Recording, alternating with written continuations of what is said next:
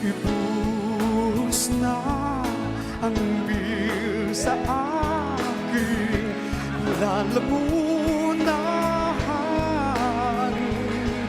upang ang puso ko'y malunod na ng buhay.